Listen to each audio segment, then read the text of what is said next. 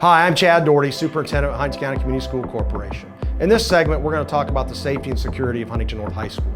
Right now, I'm standing in door 1. This is where students and visitors will come in the main entrance.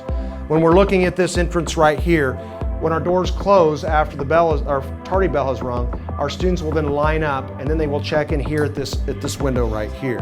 What happens is we only have one person here checking in students. So when students are lined up, these doors are now open, and then they will then open these doors right here, and then a student will come in.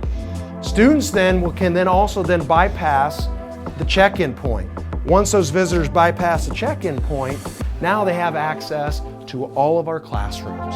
And so when we're going down these classroom hallways, you can see now you have all of our classrooms, which are labs, and then on the left you have an area which we actually have a collaboration area. You have a lot of students that will be there. Academics have always been our priority here at Huntington County Community School Corporation. However, now we've really been focused on school safety.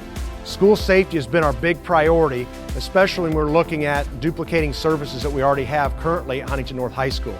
We have a resource officer that now encompasses all 9 schools.